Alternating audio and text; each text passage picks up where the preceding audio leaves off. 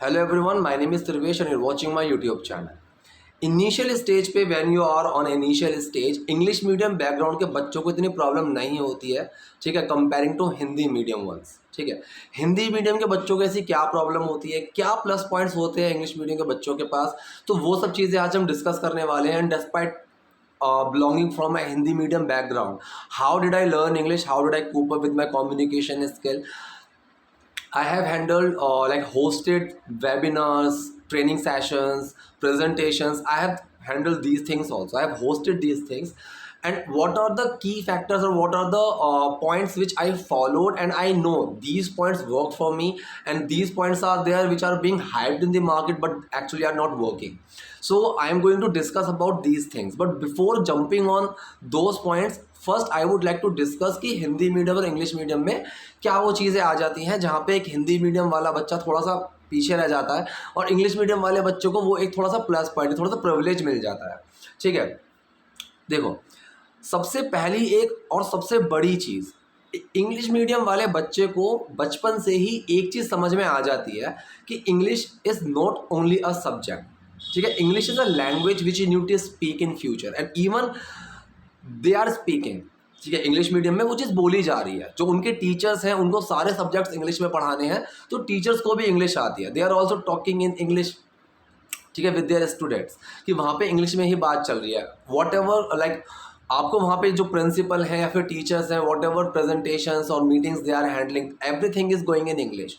ठीक है, तो वहाँ पे बच्चों को दिमाग में ये चीज़ पहले ही फिक्स हो जाती है कि English is not only a subject, English is a language which you need to speak in future and they are speaking and you are also speaking indirectly. वहाँ पे आप चाहे साइंस हो, चाहे ज्योग्राफी है, हिस्ट्री है, मैथ्स है, वहाँ पे सब चीज़ें इंग्लिश में हैं। तो यहाँ से आपकी जो वोकैब है वो स्ट्रांग हो जाती है, सेंटेंसेस के स्ट्रक्चर्स आपको रटने की ज़रूरत नहीं पड़ती है।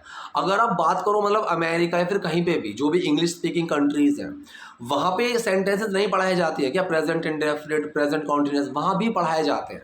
जैसे हमें पढ़ाए जाते हैं हिंदी में व्याकरण, विशेषण, नाउन, संज्ञा, सर्वनाम, ये सब चीज़ें, वहाँ पे भी हर चीज़ पढ़ाई जाती है, नाउन, प्रोनाउन, हर चीज़ पढ़ाई जाती है। लेकिन क्या आपको ये लगता है कि जितने भी लोग हैं हिंदी बोलने वाले, अगर आप देखो मतलब छोटा मोटा बिजनेस करने वाले हैं, कोई भी किसी तरह मतलब सेल्फ एम्प्लॉयड लोग हैं या फिर कुछ भी हैं, तो क्या सबको आता होगा? चलो उनकी छोड़ो, किसी कंपनी में एक अच्छे लेवल पे कोई एक इंसान है जिसकी कम्युनिकेशन स्किल बहुत अच्छी है, क्या उसको पता होंगे ग्रामर के रूल्स छोटे छोटे कि सर इसमें नाउन क्या है, प्रोनाउन क्या है? नहीं पता होंगे, क्योंकि उनको पता है कि ये सब्जेक्ट नहीं है, ये एक लैंग्वेज है और वो उस लैंग्वेज को बचपन से बोलते हुए आ रहे हैं। So now they are at a stage where they don't need to understand these basics. ठीक है, उनको ज़रूरत ही नहीं है उन बेसिक्स को समझने की, they are much comfortable in speaking. ठीक है, तो जब आप बोलने में, जब मैं हिंदी में बोल रहा हूँ, मैं हिंदी में किसी से बात कर रहा हूँ, तो कोई मुझे जज करेगा ही नहीं कि सर आपने यहाँ पे संज्ञा बोलनी थी, सर्वनाम लगा दिया, आपने इसका स्ट्रक्चर ऐसा रखा है, आपने वो चीज़ रखी है। तो ये चीज़ स्पोकन में और लिखने में बहुत चीज़ों में डिफरेंस आ जाता है। ठीक है, सो इंग्लिश मीडियम वाले बच्चे के दिमाग में एक लैंग्वेज पहले से ही फिट हो चुकी होती है, और हम हिंदी मीडियम वालों के साथ क्या होता है, हमारे सारे सब्जेक्ट्स हिंदी में हैं, हमारे टीचर्स हिंदी में बात कर रहे हैं, घर पे भी वही चीज़ का माहौल है। सो हम सारे सब्जेक्ट्स हिंदी में पढ़ रहे हैं, सिर्फ एक सब्जेक्ट है जो इंग्लिश में है, वो है इंग्लिश। ठीक है, तो हमारे दिमाग में या फिर हिंदी मीडियम बच्चे के दिमाग में वो चीज़ पहले ही फिक्स हो जाती है कि इंग्लिश क्या है, इंग्लिश इज़ अ सब्जेक्ट। ठीक है, English is a subject, English first, English second. English first में आपके स्टोरीज, क्वेश्चन आंसर्स होंगे, इंग्लिश सेकंड आपकी ग्रामर है। ये चीज़ आपके दिमाग में फिक्स हो जाती है। सो आपको वो चीज़ कभी रियलाइज़ ही नहीं होती है कि ये लैंग्वेज हमें आगे बोलनी भी है। जब तक रियलाइज़ होता है तब तक बहुत देर हो चुकी होती है। ठीक है, फिर आप सोचते हो कि अब मुझे इंग्लिश सीखनी है, अब मैं इंग्लिश को कैसे सीखूं, अब मुझे हेजिटेशन होगी क्योंकि अब मैं बड़ा हो गया। ठीक है, अब मैं किसी के आगे बोलूँगा तो मुझे शर्म आएगी। जब मैं छोटा था तो मैं किसी के सामने भी कुछ भी बोल दिया करता था, मैं हिंदी बोलूँ चाहे टूटी फूटी बोलूँ, गलत सलत बोलूँ, लेकिन मैं बोलता आ रहा था तो मुझे हिंदी तो बोलनी आ गई।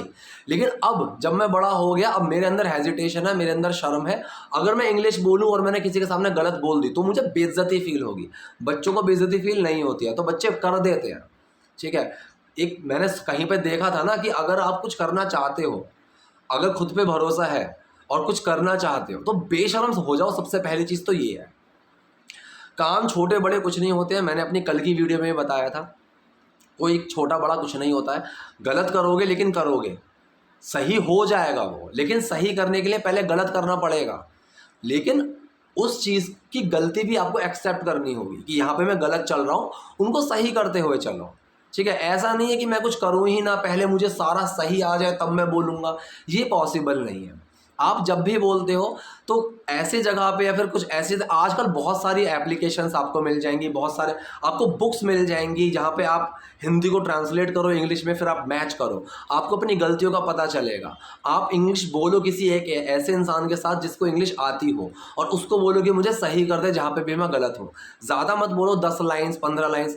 मेरे 2-3 सब्सक्राइबर्स हैं जो मुझे व्हाट्सएप पे मैसेज कर देते हैं 8-10 सेंटेंसेस के साथ कि सर मैंने ये सेंटेंसेस लिखे, आप चेक करो सही है या गलत है। जो सही होता है मैं बताता हूँ, जो गलत होता है मैं वो भी बता देता हूँ। तो ये ऐसे ऐसे आपको करना है, तभी वो चीज़ें आपकी सही होंगी। ठीक है, तो ये चीज़ आपको जब बड़े हो गए हो और आपको समझ में आ गया कि इंग्लिश एक लैंग्वेज है, तो बोलना शुरू करो। अगर जितना आप टालते रहोगे उतनी ही आपको बाद में प्रॉब्लम होगी। ठीक है, दूसरी चीज़ पे अगर मैं यहाँ पे बात आता हूँ तो एक तो आपको ये समझ में आ गया कि सबसे मेन पॉइंट है, इंग्लिश मीडियम वाले बच्चे को पता होता है कि इंग्लिश लैंग्वेज है, वो उस चीज़ में कंफर्टेबल हो जाता है, उसको बोलना शुरू कर देता है। हम हिंदी मीडियम वाले हिंदी में बात करते रहते हैं, जब तक रियलाइज़ होता है तब तक हमें बहुत देर हो जाती है। अब हम इस चीज़ के ऊपर आते हैं कि मैंने क्या किया, मैंने क्या क्या प्रॉब्लम्स फेस की, मैंने उन प्रॉब्लम्स को फेस, मतलब उन प्रॉब्लम के साथ सॉल्यूशन करने में, उन प्रॉब्लम्स के सॉल्यूशन में क्या क्या स्टेप्स लिए, क्या चीज़ें मैंने की, क्या चीज़ें सीखी, तो वो चीज़ें पे हम बात करते हैं। मैं बचपन से ग्रामर मेरी अच्छी थी। ठीक है, मतलब मुझे ये लगता था कि मेरा इंग्लिश सेकंड बहुत अच्छा है, कि मुझे सेंटेंसेस के बारे में पता है, मुझे ग्रामर की नॉलेज है, सेंटेंसेस के स्ट्रक्चर्स है। तो वो सब चीज़ें क्या हैं, वो सब चीज़ें आपको बुक से पता चल जाएंगी। मैं कह रहा हूँ कि आप 2 हफ्ते सिर्फ सेंटेंसेस पढ़ लो, आपको आ जाएंगे। उसके आगे 2 हफ्ते आप सिर्फ पैसिव वॉइसेस पढ़ लो, आपको आ जाएंगे। जहाँ पे आपके एक्टिव और पैसिव हो गए पक्के, ठीक है, वहाँ पे आप मान के चलो आपकी 70-80% इंग्लिश है जो आपकी कवर हो चुकी है। ठीक है, सिर्फ प्रॉब्लम यहाँ पे आती है जो हम बोलते हैं और उस चीज़ को ट्रांसलेट करने में फ़र्क होता है। इसके ऊपर मैं अलग से वीडियो बनाऊंगा, इस चीज़ को मैं पूरा क्लियर करूंगा। ठीक है, लेकिन मैं आपको पहला स्टेप आपको बता रहा हूँ। सबसे पहला स्टेप ये है कि मैंने वहाँ पे स्कूलिंग टाइम में ही अपने जो ग्रामर थी वो अपनी स्ट्रॉन्ग कर ली थी। मतलब मुझे लिखने में कोई प्रॉब्लम नहीं आ सकती थी। लिखने में चाहे कोई मुश्किल सेंटेंस हो या कुछ भी हो, मैं लिखूंगा तो मैं उसको सही बना दूंगा। मैं इस लेवल पे था कि अगर कोई सेंटेंस मेरे सामने 2 या 3 सेंटेंसेस या 4 सेंटेंसेस लिखे हुए हैं इंग्लिश के, तो मैं उनको लिख सकता हूँ, बिल्कुल सही लिख सकता हूँ। मुझे इतना अपने ऊपर कॉन्फिडेंस हो गया था, लेकिन अभी तक स्पोकन की बात नहीं आई थी। फिर जब मैं शायद 11th क्लास में था, तब मैंने यहीं पे ही जो मेरा होम टाउन है यहाँ पे एक इंग्लिश स्पीकिंग की क्लासेस लगती थी। एक काफ़ी बड़ा इंस्टीट्यूट था, काफ़ी बड़ा नाम था। मैंने उसको ज्वाइन किया। ठीक है, वहाँ ज्वाइन करने से मुझे सच बताऊँ, मुझे वैसे कोई बेनिफिट नहीं मिला। जो चीज़ें मुझे आती थी वही चीज़ें वहाँ सिखाई जाती थी, लेकिन वहाँ पे मुझे 2 फ़ायदे हुए। सबसे पहला फ़ायदा, वहाँ पे रूल था कि आप हिंदी में बात नहीं करोगे, तो आप जो भी 1 या 1.5 घंटा यहाँ पे हो, आपको इंग्लिश में ही बात करनी होगी। वो उस चीज़ की वजह से मेरी थोड़ी सी जो हेजिटेशन थी वो खुली, क्योंकि वहाँ सारे बच्चे मेरे जैसे ही थे। ठीक है, वहाँ पे हर कोई मेरे जैसा ही था जिसको इंग्लिश बोलने में प्रॉब्लम थी, या फिर कुछ ऐसे थे जिनको लिखने में भी, समझने में भी प्रॉब्लम थी। तो उन लोगों के साथ बात करते करते, उन लोगों के साथ डिस्कस करते करते, क्योंकि आप क्लास के बाद आप एक नीचे डिस्कशन रूम था, आपका कन्वर्सेशन एक रूम था, आप वहाँ बैठ सकते हो, जितने भी लोग आप हो, 10 12 8 जितने भी लोग हो, आप वहाँ बैठ सकते हो एंड यू कैन कन्वर्सेट। आप कोई टॉपिक ले सकते हो and you can discuss on that topic, you can debate on that topic in terms of like kind of GT, group discussion. ठीक है, तो वहाँ से धीरे धीरे क्या हुआ, मेरी जो हेजिटेशन थी वो थोड़ी सी ख़त्म हुई and I started speaking English. और मुझे लगा कि yes, this is not a rocket science, I can definitely speak English and I started speaking English gradually. ठीक है, तो वहाँ पे धीरे धीरे धीरे धीरे जब मैं बोलना शुरू करता रहा, फिर उसके बाद वहाँ पे क्या होता था कि आपको स्टेज पे बुलाया जाता था, स्टेज पे आके आपको बोलना है। मैं आज भी, मतलब मेरे साथ आज भी ऐसा है कि अगर मेरे सामने बहुत सारे लोग बैठ जाए फिजिकली, अगर मैं कोई क्लास दे रहा हूँ या कोई ट्रेनिंग सेशन हैंडल कर रहा हूँ, तब तो मुझे प्रॉब्लम नहीं होती है। लेकिन अगर मैं कुछ ऐसे ही बोल रहा हूँ तो मुझे, खासकर तो माइक से, पता नहीं फोबिया है या क्या है, जब मैं अपनी आवाज़ बोलता हूँ और मेरे पास वो आवाज़ एको होके आती है, फिर आवाज़ स्पीकर्स में से मुझे अपनी सुनाई देती है, तो मैं बहुत नर्वस हो जाता हूँ। ठीक है। सो वो चीज़ मैंने तब अपने अंदर ये चीज़ देखी कि मेरे अंदर ये प्रॉब्लम है। तब मैंने क्या थोड़ा उस चीज़ के ऊपर काम करना शुरू करा। धीरे धीरे मैंने सब लोगों के साथ बोलना शुरू करा, टीचर्स के साथ बोलना शुरू करा। जब मैं सबके साथ कंफर्टेबल हो गया, हर किसी के साथ, तब मुझे प्रॉब्लम नहीं होगी माइक पे बोलने में, क्योंकि तब वो मेरे साथ नए नहीं है। तो वहाँ से क्या हुआ, मैं इंग्लिश को एज अ लैंग्वेज एक्सेप्ट कर पाया। I started speaking that subject which I use to study in my school times. तो मैं जो स्कूल टाइम में अपना पढ़ा करता था सब्जेक्ट को, मैंने उस सब्जेक्ट को बोलना शुरू किया। मैं पब्लिक के सामने बोलने में थोड़ा कंफर्टेबल हुआ।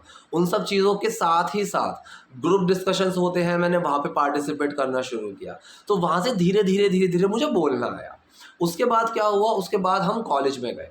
अब जब मैं मेरी पूरी स्कूलिंग हिंदी मीडियम से हुई है। Now I am in a college, जिस कॉलेज में सिर्फ इंग्लिश ही बोली जा रही है। मतलब हम आपस में हिंदी बोल सकते हैं, लेकिन टीचर्स वो इंग्लिश में बात कर रहे हैं, सब्जेक्ट सारे इंग्लिश में हैं। तो वहाँ पे भी धीरे धीरे मुझे आदत हुई। पहले सेंटेंस को समझने में, बुक्स को पूरा समझने में, उस चीज़ को पढ़ने में, धीरे धीरे वो चीज़ में मुझे आदत हुई। टीचर्स की बातें क्लियर समझ में आती थी क्योंकि मेरी प्रैक्टिस हो चुकी थी। वहाँ पे भी मुझे धीरे धीरे बोलते बोलते तब इंग्लिश मेरे लिए थोड़ा और लैंग्वेज की तरह बिल्डअप हुई मेरे अंदर, और मेरे अंदर थोड़ी सी और स्किल्स आई कि मैं सबके सामने बोल सकता हूँ। कॉलेज के ख़त्म होने के बाद मुझे पता था कि मेरे अंदर अभी बहुत कमियां हैं। जो मेरे क्लास में लोग थे जो इंग्लिश मीडियम बैकग्राउंड से थे, एक्चुअली जो मुझे पता था कि ये लोग प्रॉपर इंग्लिश मीडियम के पढ़े हुए हैं, अच्छे स्कूल्स के पढ़े हुए हैं, उनकी जो कम्युनिकेशन थी और मेरी जो कम्युनिकेशन थी उसमें बहुत फ़र्क था। मतलब बहुत फ़र्क इन अ सेंस, मेरे जो सेंटेंसेस थे उनकी जो क्वालिटी थी वो मुझे इतनी पसंद नहीं आई जो उनके बोलने का तरीका था। और सबसे मेन चीज़ थी द कंफर्ट जोन।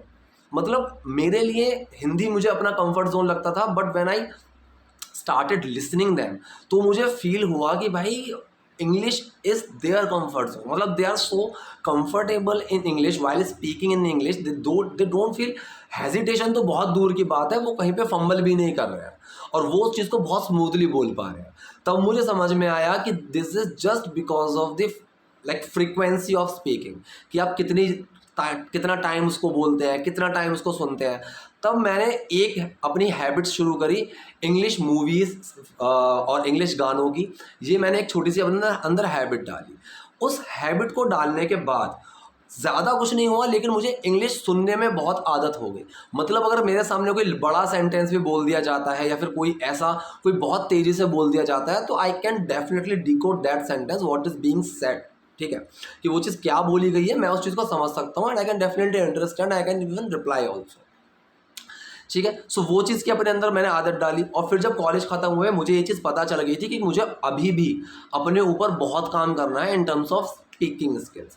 मेरे पास वो टाइम नहीं था कि मैं अब कोई इंग्लिश क्लास ज्वाइन करूँ या कुछ भी करूँ। तो मैंने एक बहुत अच्छा तरीका निकाला, इंटरव्यूज़ देने मैंने शुरू कर दिए। ठीक है, इंटरव्यूज़ मैं जॉब के इंटेंशन से नहीं देता था, जस्ट अपनी जो हेजिटेशन है उसको दूर करूं और अपनी जो स्पीकिंग स्किल्स है उसके ऊपर काम करूं। मैंने नए शब्द सीखने शुरू कर दिए, मैंने कुछ स्ट्रक्चर्स अपनी बात में ऐड करने शुरू कर दिए। मूवीज़ कुछ देखता था और मुझे वहाँ से कोई एक लाइन, कुछ एक स्ट्रक्चर मिला, मैंने ऐसी चीज़ों को बोलना शुरू कर दिया। तो मैंने इंटरव्यूज़ जब फेस किए, वो पूरा टाइम, वो पूरी प्रैक्टिस मेरे लिए बहुत यूज़फुल हुई। और मैंने वहाँ पे देखा कि हाँ, अब लोगों के सामने मुझे बोलने में इतनी हेजिटेशन नहीं होती है। पहले क्या होता था, if I enter in any office और मैं रिसेप्शन पे किसी को देखता था, so I use to think so many sentences कि मुझे यहाँ पे बोलना क्या है इस बंदे को, कि मैं यहाँ इसलिए आया हूँ, उसलिए आया हूँ। मैं इतना कंफर्टेबल नहीं था। अगर मैं बैठा हूँ and if anyone comes to me और if that person ask anything, तो एकदम से रिप्लाई देने में लिए मेरे लिए वो थोड़ी सी चीज़ ना मुझे मतलब हॉपलेस सा कर देती थी कि अच्छा मुझे क्या रिप्लाई देना है। सो वो चीज़ में मुझे वहाँ पे हेल्प बहुत मिली कि मैं जाके कैसे बात करूँ, कोई मेरे पास आता है तो मैं उस चीज़ पे कैसे बात करूँ। सिंपल से जो क्वेश्चन है, tell me something about yourself, take me to your CV, make me around your CV, I knew how to reply all these questions and I knew what is the thing which another person wants me to say or what he or she wants to know about me. So I was so comfortable with these small questions and these small round. फिर उसके बाद interviews के जो level थे वो थोड़े बढ़ते गए, मैंने थोड़े वैसे इंटरव्यूज़ देने शुरू करे थोड़े अच्छी कंपनीज़ में। वहाँ पे आपका एक नॉर्मल एचआर राउंड हुआ, फिर उसके बाद आपका एक ग्रुप डिस्कशन राउंड हुआ, फिर उसके बाद आप मतलब जाते ही तो आपको एक पेपर, एक शीट दे दी जाती थी जिसपे आपको कुछ क्वेश्चंस थे वो आपको सॉल्व करने थे। उनके बाद आपके जो मैनेजर्स थे उनके साथ राउंड होते थे। सो वो सब चीज़ें मैंने करनी शुरू करी और उन चीज़ों ने भी एक बहुत अच्छा रिजल्ट दिखाया in terms of improving my confidence. तो एक पॉइंट ऐसा आ गया था कि यस, नाउ आई नो कि I can speak, I can understand, I can make my point clear to anyone. I knew about all these things. फिर एक वो टाइम आया जब मैंने कंपनी ज्वाइन की, ठीक है। फर्स्ट टाइम जब मैंने काम करना शुरू करा, मेरा काम कॉलिंग का था।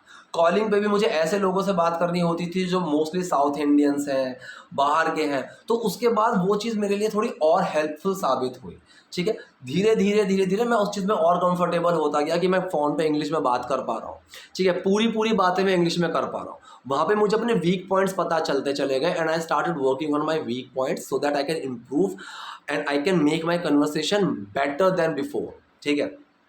वो सब चीज़ें हुई। तो आज वो टाइम आ गया है कि चलो ठीक है, जैसी चीज़ें मैंने फील की, मैंने खुद देखा है कि यार इंग्लिश की कमी की वजह से, सिर्फ इंग्लिश ना आने की वजह से मैंने बहुत सारे लोगों को देखा है जिनके अंदर पोटेंशियल है। I know they can do it but they are not, मतलब वो कॉन्फिडेंट ही नहीं है, they are not confident enough to apply to say anyone that I can do this, ठीक है। क्योंकि उनको पता है कि अगर मैं इस चीज़ में सेलेक्ट भी हो गया, so I need to give presentations, I need to present something, I need to take sessions of trainings. So उनको वो चीज़ें पता है और वहाँ पे उनको इंग्लिश बोलनी पड़ेगी, अदरवाइज वो उनका ही इंप्रेशन ख़राब करेगा और उनके ही अंदर जो कॉन्फिडेंस है वही कम हो जाएगा। हालांकि मैं इस चीज़ को बिल्कुल प्रमोट नहीं करता हूँ और ना ही मैं इस चीज़ को सपोर्ट करता हूँ कि अगर एक रूम में 50 लोग बैठे हुए हैं और वो 50 लोग हिंदी में कंफर्टेबल हैं, तो मैं वहाँ पे बिल्कुल भी प्रेफर नहीं करता हूँ कि इंग्लिश बोली जाए। अगर उन 50 में से एक भी बंदा है या फिर एक भी कोई लड़का है, लड़की है जिसको हिंदी नहीं आती है, आप पूरी ट्रेनिंग सेशन इंग्लिश में लो। लेकिन मैंने ये चीज़ देखी है कि अगर सबको हिंदी भी आती है, सो मुझे समझ में नहीं आता why are they speaking in English. और वहाँ पे कई सारी चीज़ें हैं विच आई नोटिस कि यहाँ पे ये चीज़ गलत बोली गई है, यहाँ पे वो गलत बोली गई है, लेकिन वो लगे पड़े हैं, ठीक है। They carry on like whatever is happening, whatever we are saying, just understand and don't take it seriously. अगर मैं हिंदी में कुछ बोल रहा हूँ, मैं गलत बोले चला गया, चलो बातों को समझो, शब्दों में क्या रखा है, ये चीज़ गलत है, ये चीज़ गलत है। मैं बिल्कुल इस चीज़ के खिलाफ हूँ, ठीक है। आई अपोज दिस थिंग कि अगर आप लोगों को इंग्लिश समझ में आ रही है, सबको, अच्छी बात है। लेकिन अगर कहीं पे एक कन्वर्सेशन ऐसी चल रही है जहाँ पे सबको हिंदी आती है, तो मैं हिंदी बोलो। अब फाइनल पॉइंट पे आते हैं, फाइनल पॉइंट पे कि आप लोगों को मैं क्या सजेस्ट करूँगा। अगर आप लोग अभी स्कूल्स में हो, ठीक है, अगर आप लोग अभी स्कूल्स में हो कि 8th से लेके 11th या 12th क्लास तक, अपने सेंटेंसेस पे काम करो। एक्टिव सेंटेंसेस, पैसिव सेंटेंसेस, आप अपने इस पे काम करो। छोटी छोटी स्टोरीज हैं उनको बनाने की कोशिश करो, ठीक है। मूवीज़ के जो सबटाइटल्स हैं इनको आप ध्यान से देखो। मतलब जब मैंने ये मूवी के सबटाइटल्स की वीडियोस बनानी शुरू करी थी, एक्चुअली मुझे अंदर से ये लगता था कि शायद इतनी हेल्पफुल होंगी नहीं, ठीक है। मुझे ये लगता था कि शायद ये इतनी हेल्पफुल नहीं है। लेकिन अभी मैं इस चीज़ को बिल्कुल खुला बोल सकता हूँ कि आप इस चीज़ को, इन वीडियोस को देखो, आप इन चीज़ों को सुनते रहोगे ना, तो भी आपकी बहुत अच्छी प्रैक्टिस होती रहेगी। क्योंकि कई बार आप एक सेंटेंस को 5 बार नहीं पढ़ते हो, लेकिन मैं जब वीडियो बनाता हूँ तब मेरे सामने एक ही तरीके के सेंटेंसेस कई बार आते रहते हैं और मैं उनको 5 बार, 10 बार, 20 बार बताता हूँ, पढ़ता हूँ। जितनी बार एक तरीके का सेंटेंस मेरे सामने आएगा, चाहे वो हर रोज़ की वीडियो में आए, मैं हर रोज़ उसको बताता हूँ। क्योंकि मुझे नहीं पता कि कौन सा इंसान है जो मेरी वीडियो आज पहली बार देख रहा है, ठीक है। अगर मैं बोल दूं कि मैंने पिछली क्लास में बताया, वहां देख लेना, या फिर मैंने पिछली क्लास में बताया था, आपको पता होगी। But I don't know if anyone is there who is watching my video for the first time, that person is completely unaware what I told in previous classes or what my previous classes are all about. So that person is coming first time on my YouTube channel. For that guy or girl, I need to explain that thing again and again in every video, because every time whenever I make any video, one or two or maybe more than that, people will be there who are coming for the first time on my YouTube channel. They are watching me, they are listening to me, and they want me to explain. ठीक है? So for them I need to explain. This is my duty and this is my work which I am doing. Many times I have got this comment, sir, you are repeating so many times the single sentence, but yeah, you have the option to skip for the 10 seconds or even more than that. But whosoever is coming for the very first time and he's or she is not understanding that thing, and even for that one who has been watching my videos and but now in a particular sentence that person is also not able to understand that what about him, if what about her, for that guy or girl I need to repeat my sentence more and more and more till the time I am sure that yes, I have explained this sentence much and now anyone can understand. If he or she listens to it properly, then I stop. ठीक है? तो ये छोटी छोटी सी चीज़ें हैं जो मुझे भी ध्यान में रखनी पड़ती हैं. तो आप सबटाइटल्स की वीडियोस देखो, आप अपने सेंटेंसेस पक्के करो, आप अपने पैसिव वॉइसेस पक्के करो, छोटे छोटे से स्टोरीज, छोटे छोटे से सीन्स, छोटे छोटे गानों की लाइन्स उठाओ, उनको ट्रांसलेट करो. पहले अपने दिमाग में उसको लिखना सीखो, पहले अपने दिमाग में लिखना सीखो. ठीक है? कोई भी लाइन आपके सामने आती है, उस लाइन को अपने दिमाग में लिखना सीखो. फिर पेपर पे लिखनी अपने आप आ जाएगी. जब आपको लिखनी आ जाएगी, या फिर आप ये सोचो कि चलो पहले पेपर पे लिखना सीखो, कि मैंने छोटे छोटे रूल्स उठाए, मैंने बताया सिंपल का रूल बता दिया कि doer plus main word plus action. आपने उस तरीके से सिंपल सेंटेंसेस बनाने शुरू करे. मैंने क्वेश्चन के रूल्स बताए, मैंने क्वेश्चन नेगेटिव के रूल्स बताए. आपने लिखना शुरू करा पेपर पेन पे. जब आप वहां पे कंफर्टेबल हो जाओगे, वन पॉइंट विल कम कि आप दिमाग में भी उस चीज को लिख पा रहे हो, आप दिमाग में भी उन सेंटेंसेस को बना पा रहे हो. जब आप उनको दिमाग में बना पाओगे, तब आप उनको दिमाग में थोड़ा जल्दी बनाना शुरू करो, क्योंकि आपने एक सेंटेंस बनाया, दूसरा बनाने में टाइम अगर लग रहा है तो आप बोल नहीं सकते हो. ठीक है? कि आपने एक लाइन बोली, चलो अब मैं दूसरा बना रहा हूं, सोच के बताऊंगा, उसमें टाइम लगेगा. आप ऐसा नहीं कर सकते हो, आपको दूसरा फटाफट बोलना पड़ेगा. तो इस चीज के लिए आप अपने दिमाग में सेंटेंसेस बनाते रहिए. एक पॉइंट आएगा जब आपको लगेगा कि जो मेरी फ्रीक्वेंसी है सेंटेंसेस को बनाने की, वो अभी तेज होती जा रही है. और जब आपकी वो फ्रीक्वेंसी तेज हो जाएगी, तब आप उस चीज़ को बोल पाओगे धीरे धीरे. फिर जब आप बोल पाओगे, तब आप उस चीज़ में अपने आप को थोड़ा और इम्प्रूव करने के लिए नई चीज़ें सीखो, नई चीज़ें बोलो, ज़्यादा से ज़्यादा बोलो, चीज़ें सुनो. आप कॉमेडी शोज सुनो इंग्लिश में, आप मूवीज़ देखो, आप वेब सीरीज़ देखो, आप सॉन्ग सुनो, आप सॉन्ग्स गाओ. आपको जो करना है आप वो चीज़ करो. लेकिन ये जो शुरू के स्टेप्स हैं, पहले पेपर पे लिखना, फिर दिमाग में लिखना, फिर बोलना, ये 3 स्टेप्स हैं जो आपको फॉलो करने पड़ेंगे. आप अपने आप को उस माहौल में रखने के लिए, इंग्लिश के माहौल में रखने के लिए सबटाइटल की वीडियोस देखो, आप इंग्लिश के कोई भी शोज देखो, आप मेरे व्हाट्सएप ग्रुप पे ज्वाइन होके किसी से बात करो जो भी फ्री है.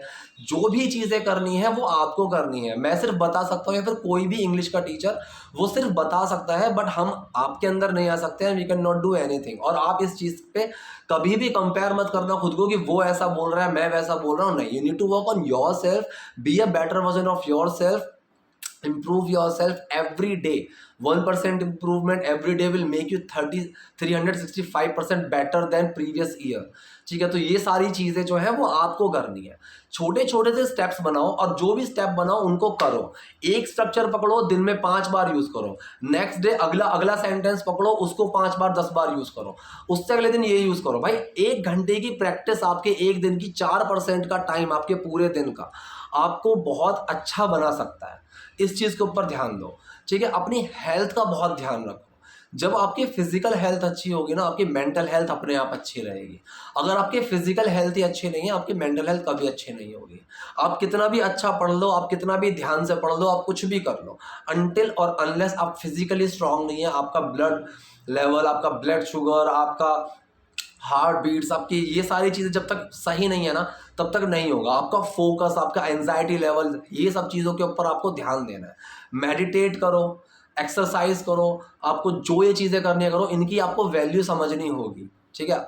अगर आप अर्न करते हैं, इन्वेस्टमेंट का ध्यान रखो. ये छोटे छोटे से स्टेप्स हैं जो बेसिक चीज़ें हैं आपको अपनी लाइफ को इम्प्रूव करने के लिए, and you need to work on this.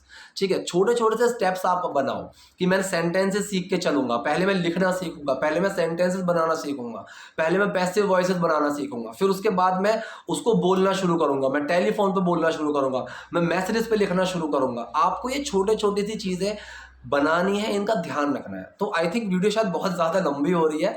मैं ऐसा ही हूँ, अगर मैं बोलने पे आता हूँ ना, तो फिर मैं बोलता ही रहता हूँ, और मुझे बड़ा शौक है बोलने का. तो ज़्यादा बोर आपको ना करते हुए इस वीडियो को मैं यहीं पे ख़त्म कर रहा हूँ. कोई भी इस चीज़ के रिगार्डिंग आपको कोई डाउट आ रहा है, कोई भी क्वेरी आ रही है, आप मुझे कमेंट बॉक्स पे लिखिएगा। मैं हो सकेगा उसके ऊपर वीडियो बनाऊंगा, उसके ऊपर आपको रिप्लाई दूंगा, ठीक है। और अगर आप वीडियो पर नए हैं तो प्लीज़ पसंद आई हो तो लाइक कीजिए, नए हैं तो सब्सक्राइब कीजिए, वीडियो को लाइक कीजिए। Thank you.